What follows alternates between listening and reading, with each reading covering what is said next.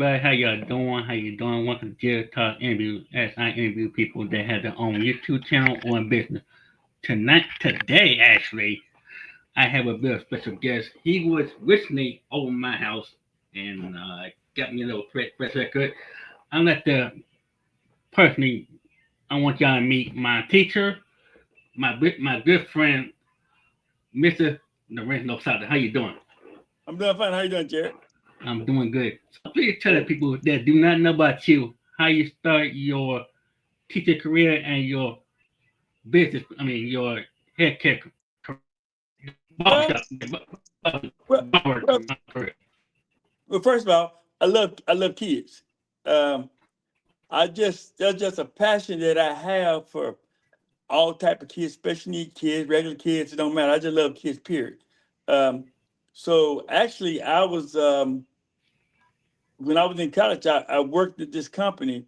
It was Johnson Company. It was called Chicopee out in Gainesville, Georgia. Mm-hmm.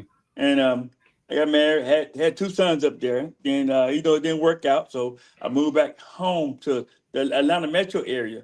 And my ex high school principal, worked for DeKalb County. He was an area superintendent, and so I contacted him, and he made me an offer and told me why don't I, get into. He had a position for me, so I went and interviewed at this school called Heritage Center. It's over there off of Brackliff Road, right street from Lakeside High School.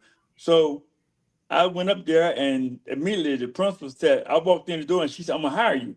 Automatic, just like that. I was like, On whoa, the spot, huh? on the spot. So Mm. um, it was a different situation. There was all type of medical fragile kids that was there at school. Diapers, they had diapers, changing diapers. They had feeding tubes, little everything going on, and that was Mm-hmm. my first really experience with that. And so, um, I got into it the first. I said, well, I tried to see how it worked. So I was there for a week. I said, okay, I'm gonna go back. Another week went by. Then another week went by. Then for long, it was a year went by. Mm-hmm.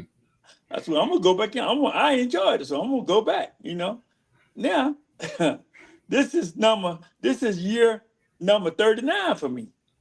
So Wow. 1 year started to 39. So I was there for a while, and so actually then it was a young my coordinator that she was over special ed for the Cap County.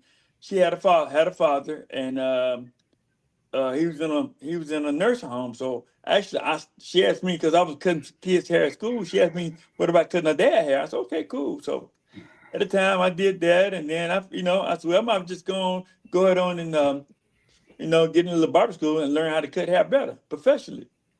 And so I was cutting hair and then working in my cousin barber shop, off and on here and there. Um, and then I just started go back. I just just more investing more time cutting hair, and I just enjoyed it. I like, wow, that's okay. I just to see kids, have make them look good by themselves. Um, and so once I did that, I said, okay, I'm gonna, take it a little bit further. So um, I started cut more hair. Then I stayed at Heritage for about 10 years, 11 years. And then opportunity came over for me to go to the high school level. And I came over to Druid Hills High School, and that's where I met Jarrett. And we automatic connected. I was our spirit just connected. And so he was phenomenal. I mean, you had the joy. You was the joy of our department. Everybody loved Jared. So um, I took him. I mean, I was his mentor. I was like a father figure to him. I was there for him when his dad passed. You know, um, I was always there, and we just developed a relationship. And now our relationship been going on probably about what, Jared? 30, about 30, almost 30 years, ain't it? Mm-hmm. About 30 years. Mm-hmm. About 30 years. Um, and we always kept in contact. And once he graduated, he was coming to my barbershop. I was cutting his hair, spreading, enjoyed his company, you know, got to know his mom and everything. And so, mom, so we went to a couple football games together, just started hanging out. So I consider Jared to be like a son to me. And as I, progress moved on, and years went by. We all kept in contact and everything, and so I'm present now at Druid Hills High School, and I am now a mobile barber. I decided that was the best thing that I could ever think I could ever do, because I was a little bit afraid to do the mobile, because when you're doing mobile, you're going into people's homes. Everybody don't want you to come into their home. Right, right. So I guess I had a relationship with my customers. They trusted me to where, even though I was seeing them at the barbershop, they trusted me enough to invite me to their homes. And I love it. I have several customers that I go to the house and we sit down and talk. And matter of fact, it's some students that I could have drew the hills. None, they have kids. Um, they Hmm. have kids, and I cut their kids hair. Um, but I kind of picked a better career of doing that, because everybody think about making money. Yeah, everybody want to make money, but sometimes it's not always about making money. It's Right. about giving all you got. So we are servant of the Lord. Where Hmm. God wants us to be servants. Hmm. He has blessed me so many different ways. Um, Not only through cutting hair, but financially. He opened doors that I could not see before.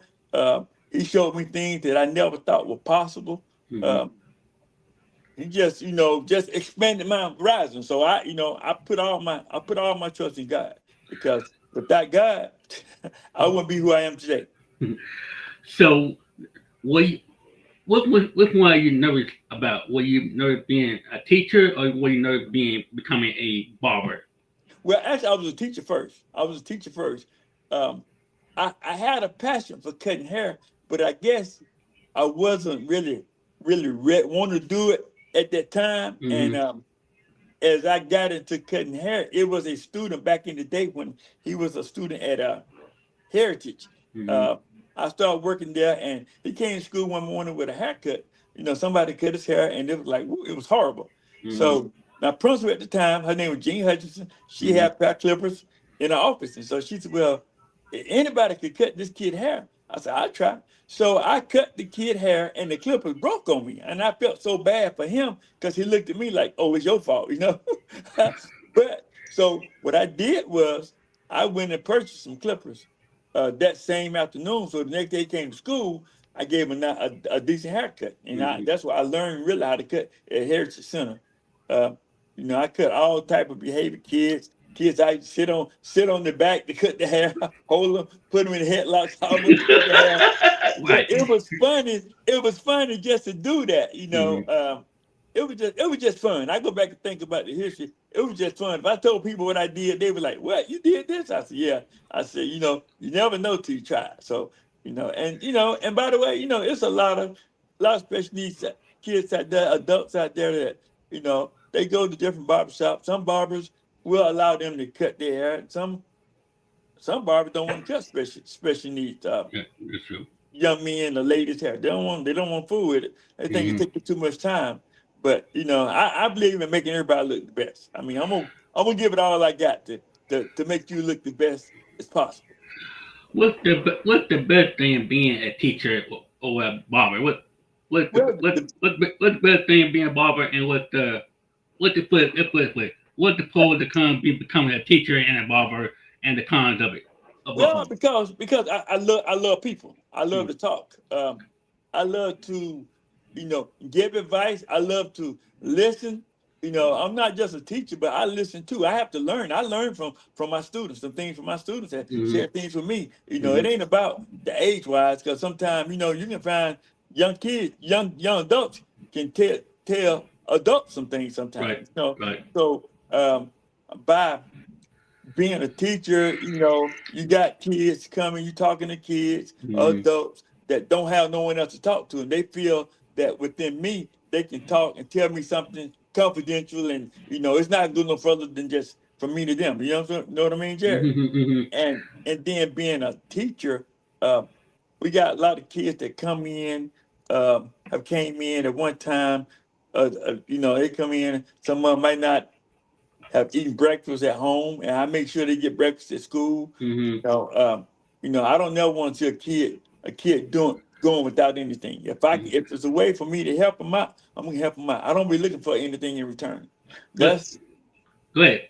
that's my philosophy. I don't look for returns. I mean, I look to move forward to give everybody uh, the right treatment. Like I said, I love kids, so it's nothing going to change about that. That's my heart and passion. I just love people. Period.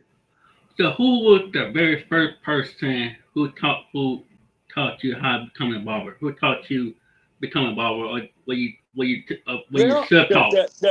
well, you know what? I I sort of taught myself, Mm-hmm. but um, this guy, his name was Quentin Mack. He worked in Nick's barbershop. Mm-hmm. He taught me a lot of things um, about how to cut hair, certain things you don't learn it in school. You learn it in the barbershop. Barbershop is the best experience. Um, Quentin Mack was a heck of a barber, man. I love that brother. He taught me so much. And my respect goes to him. He was there. He was there. He showed me some stuff that I didn't know. Of course, but you know, it was the ropes. It was something I wanted to do. And once I mastered it, I said, "Oh wow!" I said, "Okay." I said, "Well, hey, this is what I want to do. It's just a passion, and when you like something, you're gonna give it all you got." What the that tire that let's put in the barber shop perspective. Tire time you've been working there. I mean, count me out because I know I'm there like all the time. Okay. Who's one of the best people have you ever cut? I One mean, of the not I mean best. not me clearly, not me clearly. I'm not. I don't count. But with the majority of the people they come to ask for you, who's like the number one person ever become to say, Number hey, one, number one person, Chris Tucker came in our barbershop. We I had know that. Yeah. Big Meat, Big Meat, BMW. They came in the barbershop. Uh, Billy Mitchell, State Representative Billy Mitchell. Hmm. We had one of the guys, I can't remember his name. He was Tuskegee Airman, came in the barbershop. Right. We had Julio Jones came in the barbershop. Um, Bernice King, Martin Luther King's daughter, she came in the barbershop. Benice. Um, Okay.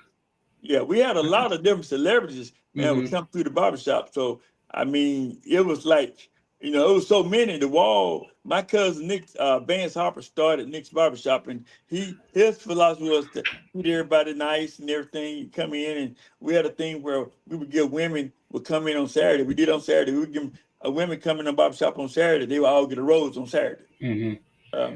And sometimes, believe it or not, Debbie don't roll the women would probably get for a while. Or probably some women probably never got rolled till they came to Nick's barbershop.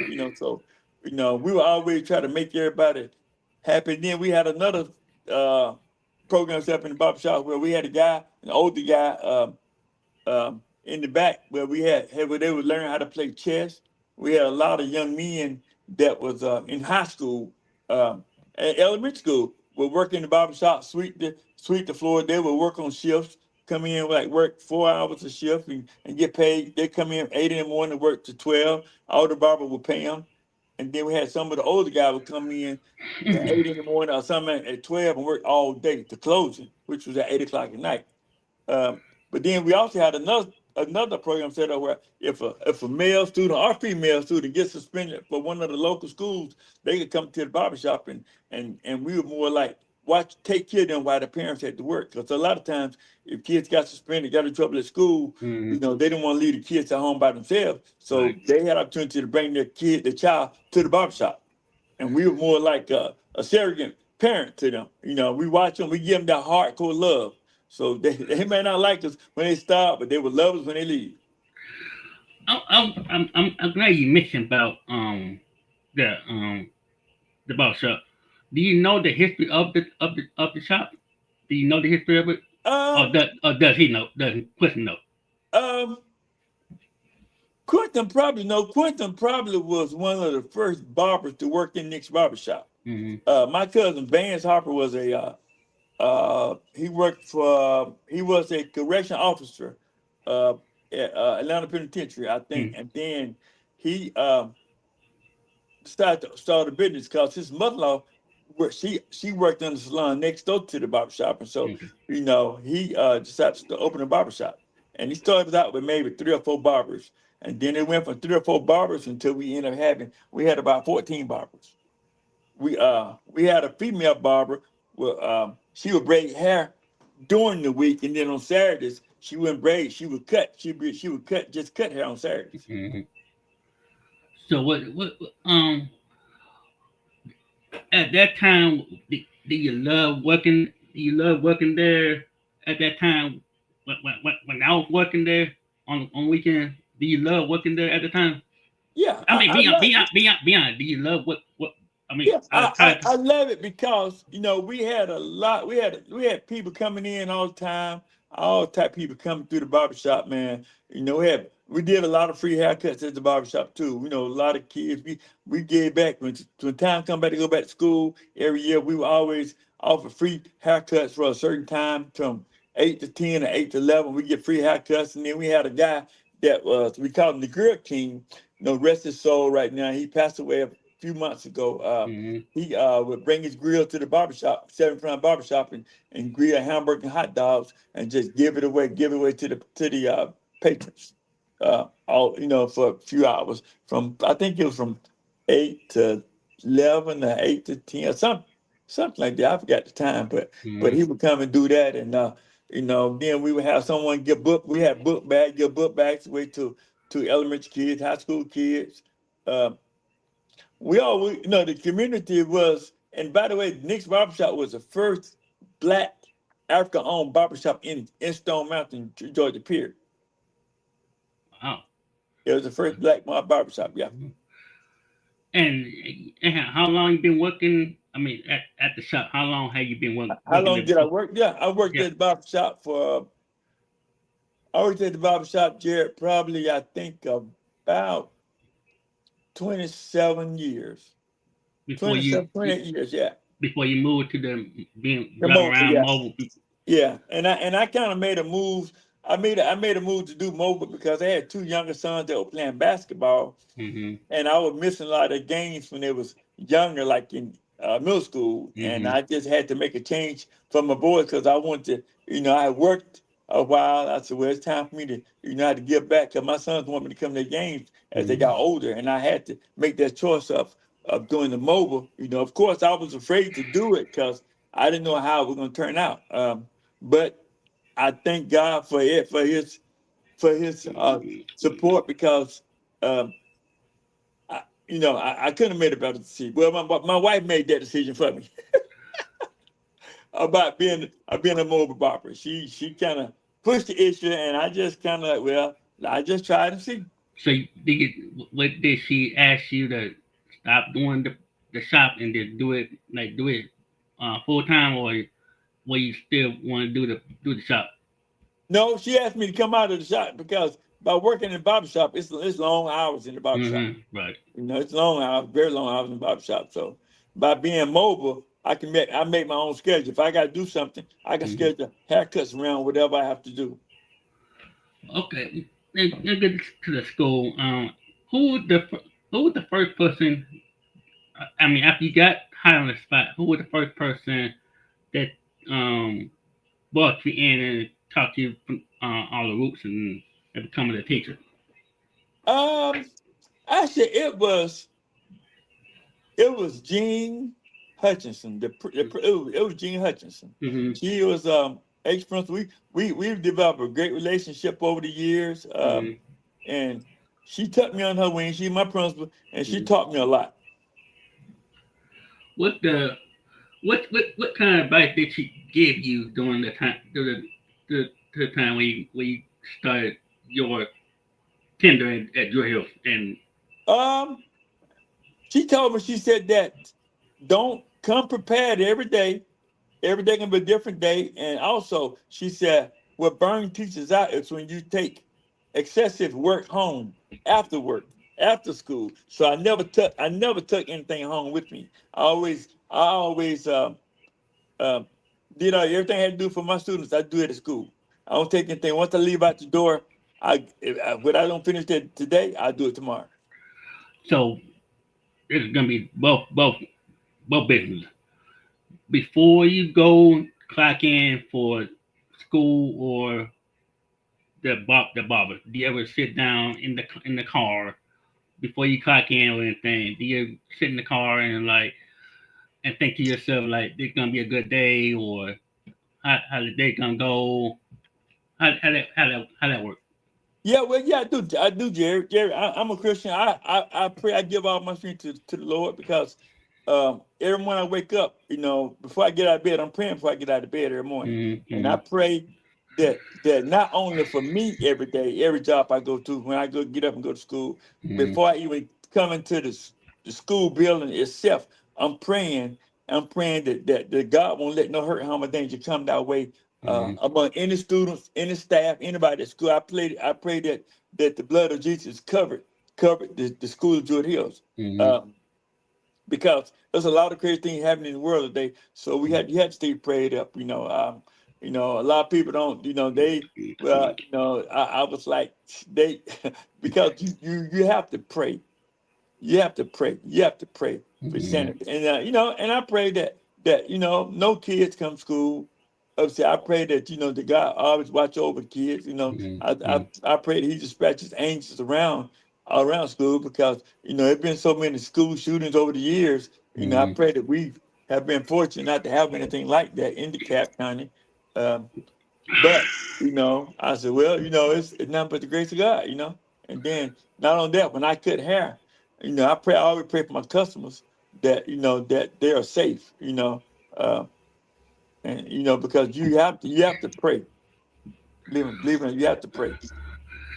So we I, out of those two professions, I'm not gonna say who's the best, but which one do you like you love the most doing it? Which one you like? Which one you like? Well, Jared, that's a very tough question, man. You put me on the spot, That's- man. Uh, well, you know what? If I had to,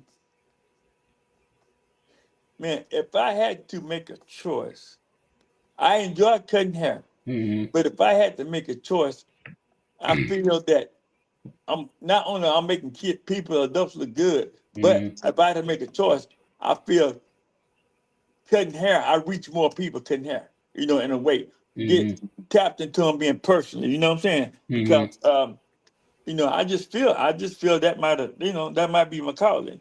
Anyway, I never want to own a barbershop. I never that I was was gonna never ask about that. no, You, I don't want to own a barbershop because it's a lot goes on to be able to mhm. run a Right. barbershop. To own a Okay. barbershop, you have to be there every day.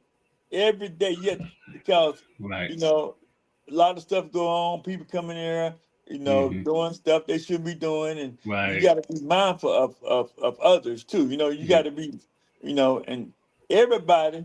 You can't talk, but certain owners they don't know how. Some owners know how to talk to certain people, but you got to be able to talk to everybody. As being an owner, you have to be able to talk to everybody. I mean, and everybody can't do that. Everybody can't own a barbershop. Right. It's you can say it, yeah, you want the money, but some barber shops are open just for money. They don't care about the community. I hate to say it, but some barber shops don't care about the community. That I've heard of, and all they think about just the dollar, the green. That's all I think about the green Mhm. instead of sowing back into the community. Because if you sow back into the community gonna keep growing. That means the community growing. That means your business gonna grow. Mhm. If a business start dying out, that means your business gonna start dying out. Especially when the community have been supporting your barbershop for many years. So if you weren't doing neither one of those, what would the other option that you Well, want to do? if I wasn't doing either one of these, I love working in the yard. I'd probably be a landscaper. I like cutting grass. Um, I don't pay no one to cut my grass. I cut my Right. own grass. I love the outdoor. Hot. You know, as long as I got some water, man, I cut grass all day long. What or you want will it be like a hobby or just for just helping Well, I others? mean,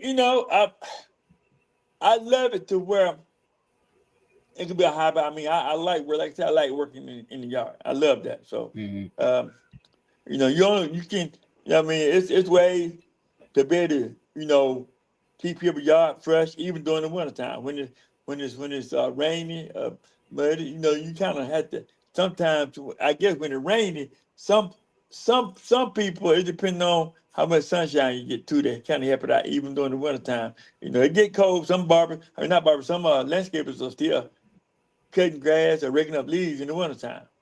So, but it's kind of hard. It's whatever you want to do to me. Between those two, which one? I'm not just ask that question, but which one of the out affections? I don't say stress out, but which one just make you even? I just want.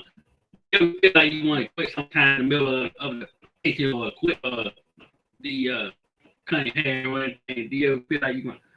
Do you feel like giving up sometime? No, I never have felt like giving up, Jarrett, because when you enjoy something, when you enjoy it, you think about, in life, you think about that when you enjoy something, you're gonna give it all you got. You're gonna give it till you can't give no more. Mm-hmm. And then once you give all that you can give, you feel that you have accomplished something that you started. And see, one thing about me, I never start something that I can't finish.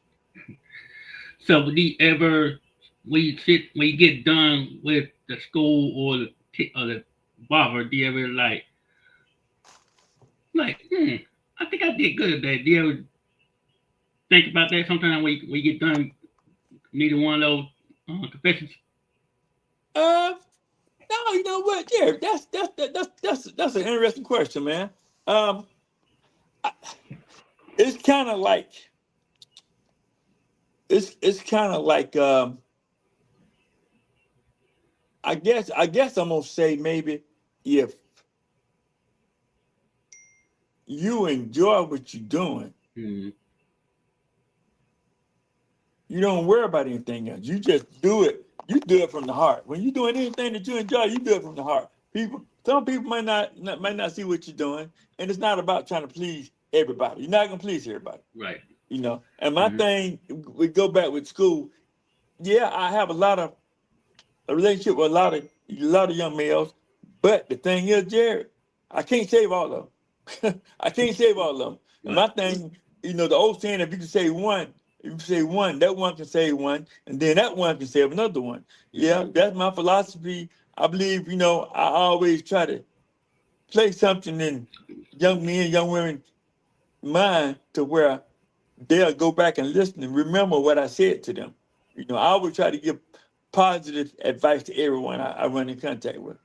I'm Yeah. never gonna, I'm never gonna, if I know one of my customers, somebody I know doing something wrong, I'm just talk to them, just tell them make better decisions. That's all I'm gonna say. I'm not gonna dog them out, because we have to give people a chance. Everybody make mistakes, so you gotta give people a chance to change.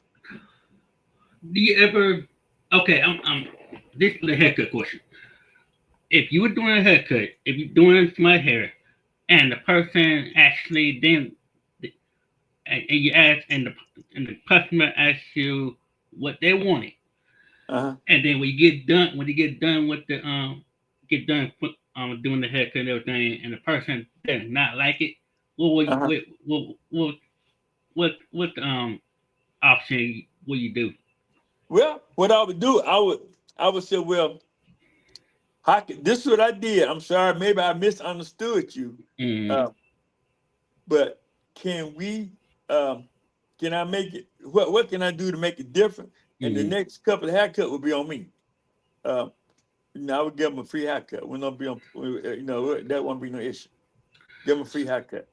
So during at the school, I mean not the school, I'm sorry, at the shop, what the price range between the older gentleman and for me, how much the price between the older gentleman and like my Well, back then we had a price for elementary. I can't remember if it was the barbershop. Well, elementary price and middle school price were pretty much about the same. But mm, as adult price goes up, because all barbershops are different. even mobile barber. Our prices are differently. Um, like most older guys, you know, the older guys, they're gonna want you to do something to the beard. They'll use this razor on the beard. Of course, Right. they're gonna take more time. Uh, but and the thing is, there's some barbers out there charge. Ooh, they break you off. They break the bank on you. You know, they.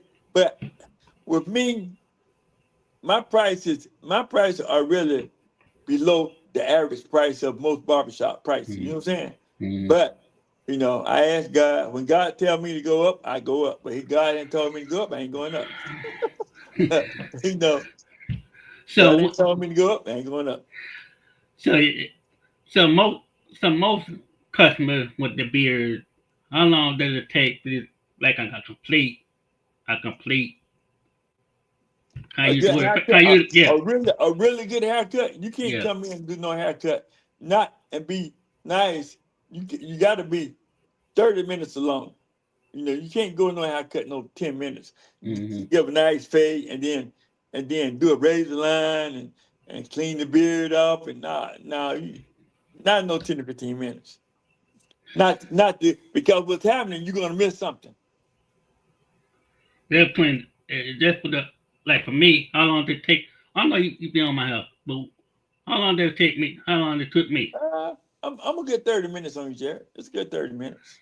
And for the older gentleman, like for the older, Well, it, if it's older, it from 30 to about 45 minutes it because they depends want on they it want the depends on razor done. the full hair So, and the beard and all that stuff. right, yeah, 30, well, at least 45 minutes. Well, And then uh, when they have an afro, of course, it takes longer. When they have mhm. an afro, you got to cut, you got to pick, you got to cut, you got to pick, you got to cut, you got to pick. Afro take longer because what happens? You cut a hair, afro, and the hair curls back into the skin. I mean, Mhm. not skin, it curls back into your hair. So you Mhm. got to pick it out. You got to keep picking it out. So when you finish cutting their hair, you know, and then when they wash it, it's gonna look the same. It's not gonna be the right side longer than the left side, or the top longer than everybody. You know, you try to make sure it's even. Um, what I mean when you I mean when you um, I know different haircuts and are not the same, but when you go to when someone called like what so if someone called the shop, Uh-huh. they ask for you or Quickie or whatever. Do they ask y'all who they got find y'all who you got what you got find you or what how that work how that work? Yeah, they do. You know, if someone called me and I don't have anybody in the chair, I said, well, I don't have anybody in the chair. I said, but you need to hurry up. I said, now, if you come here and somebody in the chair, they beat you to the chair. Cause we don't do appointments. We go first come, first serve. You know what I'm saying? Okay. So Yeah. Some barbers do appointments only. You know, they may have a 1 o'clock appointment, then they may have mhm a 2 o'clock or 3 o'clock appointment. mhm. You know, but when with me, with my schedule, my mobile, I know the customer that I'm cutting every week. So I already know what time I'm gonna cut them. And then the other customer that call want to get a haircut, I tell them the time that I have available. So what's the earliest? I'm saying this a lot. What's the earliest? What's the earliest have you gotten as a customer coming in your chat? I mean, Oh, in the in shop. the mobile. No, in the shop. In the shop. The earliest I've been there, maybe 6:30. Okay, and Six then the thirty. mo and for the mobile same question for that one. Yo, the mobile. Sometimes I've had a 5 o'clock in the morning prep, a 5 a.m. Appointment. But these are customers that when I had to come cut somebody hair that early in the morning, it get kind of pricey. to get up that early, it don't be the regular price. It be different price Mm-hmm. when I had to come that early. Do you like getting up? Do you like getting up early, or you like getting? I'm an early person, Jerry. I get up. Yeah, I don't.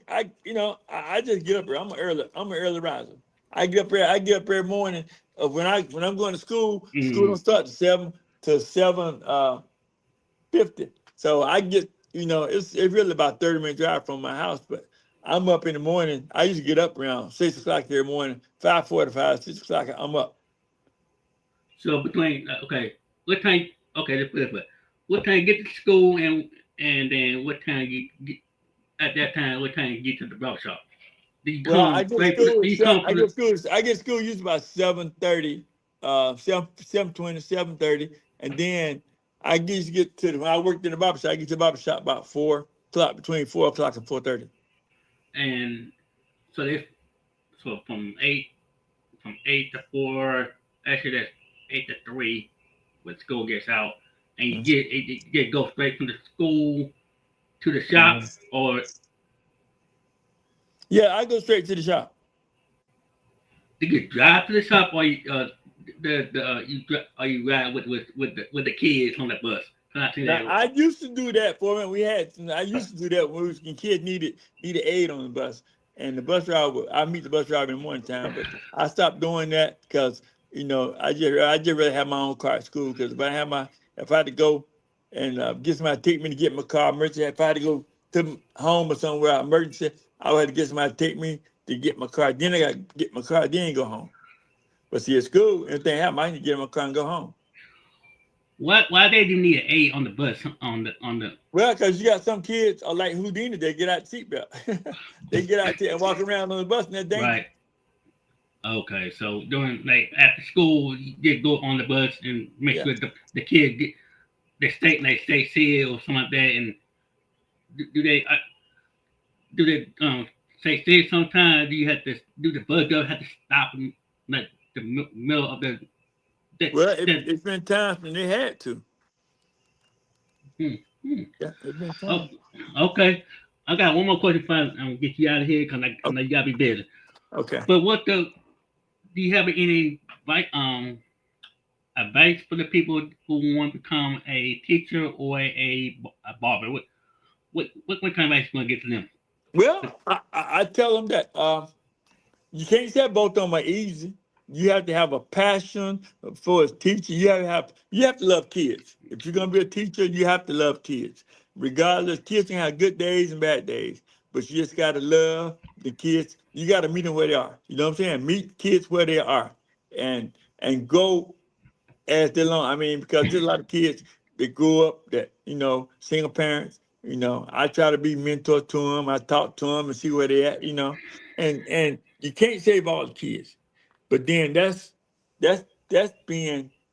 um, being a teacher. But then a barber, uh, you got to have a passion to where you got to talk to your customers and get a feel of what they really want. You can't go in there and say, "Well, you taste such a thing," and you go in there and decide this how I want, this how I'm gonna cut your hair. No, you can't do it like that. It don't work like that. So I'm I'm I'm amazed that I got a chance to get you on my channel, and I was gonna have you. I got the video live when I work, but I'm like, no, I want this. I want to have a real interview with the person. So All right. I want to thank you for coming down on my channel and get the chance to get to know you behind the teacher and the barber that kind of stuff. So I thank you for that, Coach Sadler. No, I really no problem appreciate at that. all. I appreciate the opportunity, Jarrett. Sorry it took so long to get me. I was just too busy, man. You know how, No I problem. have my hand, and I wear a lot of different hats. So, I have to kind of juggle stuff around sometimes. But hey, Oh, it, but it, it does. So it does take you a lot of time to try to get the feel of the kids and the juggle. sometimes it does. It depends. It depends. Not all the time, but sometimes it does though. Okay. After that, we're done. I'm glad to get you on my channel. And when you get done, I want you to show this to the to the school when they're down. Let them watch it. But That'll work. appreciate. All I right, say, I appreciate that, man. I love you, brother. I love Appreciate you you, too. man. All Take right. care. All right. Uh-huh. All right, y'all. That was my teacher, Coach Sadler, also as no Sadler. It was great to do that, and I'm happy to get a chance to get to know him a little better behind the scenes, behind becoming a teacher, behind that, becoming the barber and all that kind of stuff, and that kind of stuff. So the next interview will be tomorrow, at 5 o'clock Eastern time, four East Central her time. So that's gonna be a good interview for that one with snapback coach and that kind of stuff. The it's only within the main channel, Monique. The interview channel does not want to do that. It's only for the main channel. So so it be nice. So other than that, I'll see y'all tomorrow Eastern 5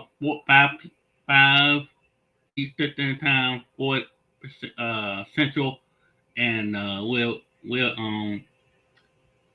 chop it up with her with snapback coach, and I'll see y'all tomorrow afternoon.